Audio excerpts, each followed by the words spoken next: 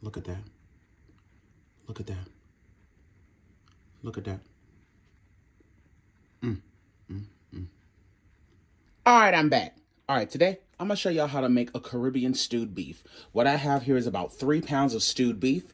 You're going to need 1 pack of beefy onion Lipton soup mix, accent, the Walker's Word jerk seasoning, beef broth, 2 red bell pepper, 2 green bell pepper, 2 sweet Vidalia onions. You see that? You see that? You see that? Don't ask me for no damn ingredient list. Come on. I have about half a jar of this left. I'm actually going to put all of that inside of this because stewed beef is a little bit different than chicken. It's going to require just a little bit more seasoning, so I'm going to add in half of this jar. I'm also going to go right across the top with just a little bit of the accent seasoning. A good mix.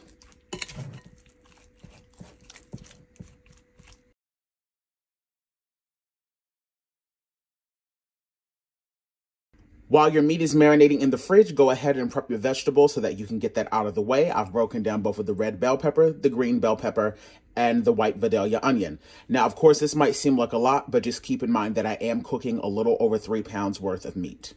Alrighty, you guys. So our beef has been marinating in the fridge for roughly about 2.5 to 3 hours. What I'm going to do now is I'm going to go in with a nice rounded tablespoon of cornstarch, not flour, cornstarch, okay?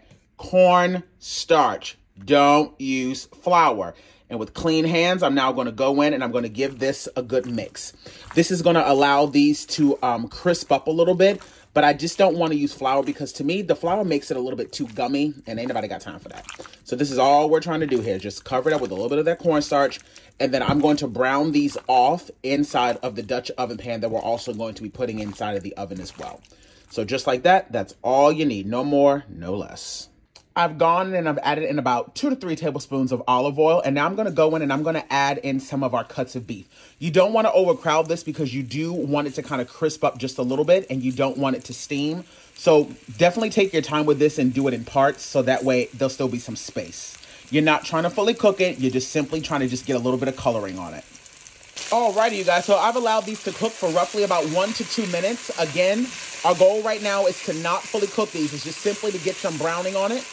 Once you do that, you can go on ahead and start to take the pieces out and sit them to the side. This is simply all we're looking for, just a little bit of browning on it. Because all of that good stuff that you see at the bottom is going to be key in a couple of minutes, and I'll tell you why momentarily.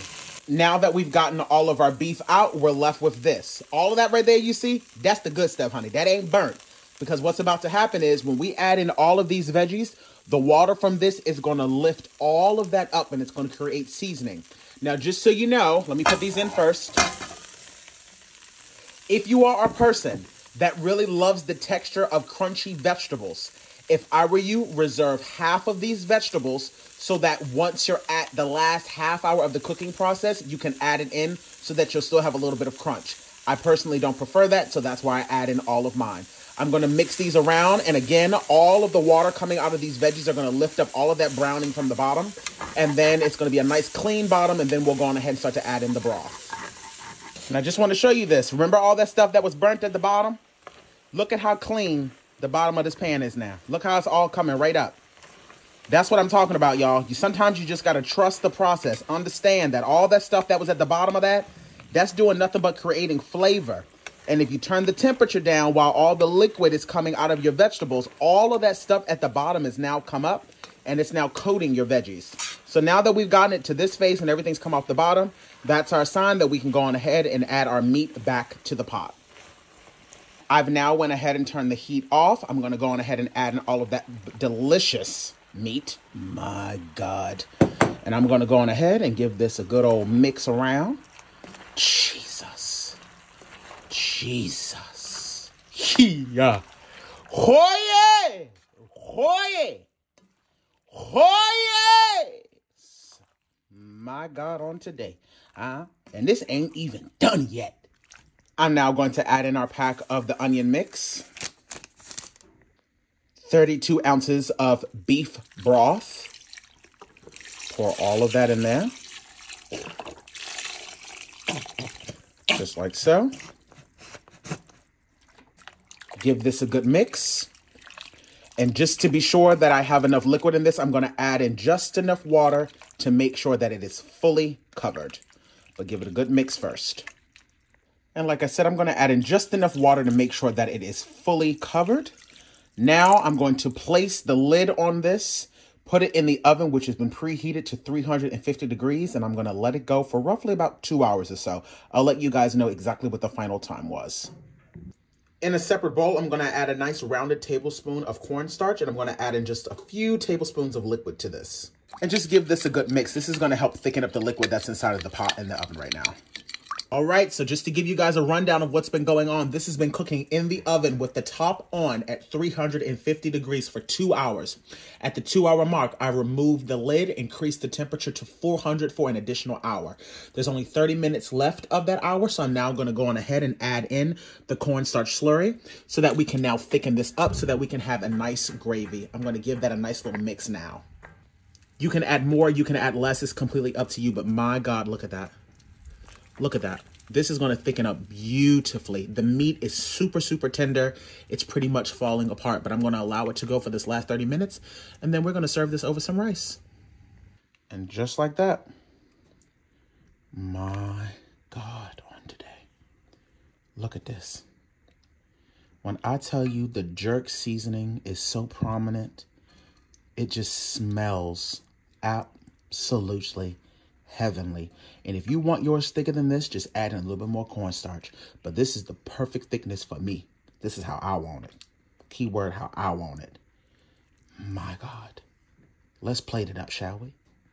All right, so I got a little bed of rice here, and now we can just go right on ahead and plate it up. My God. My God. Yes, yes. Yes, yes. Look at that. Look at that. Look at that.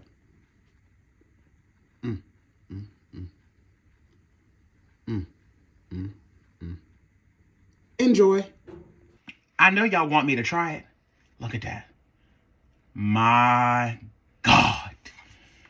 Baby. The meat is literally, I mean, it falls apart with a fork. Oh my God. Oh my God. All right, here we go. First bite.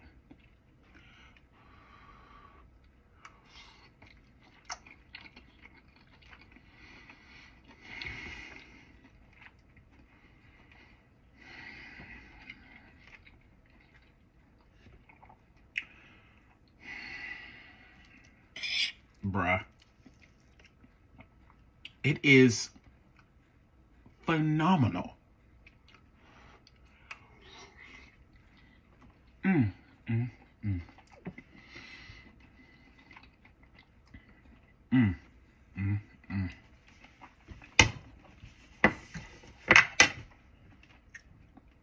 Ciao, bye.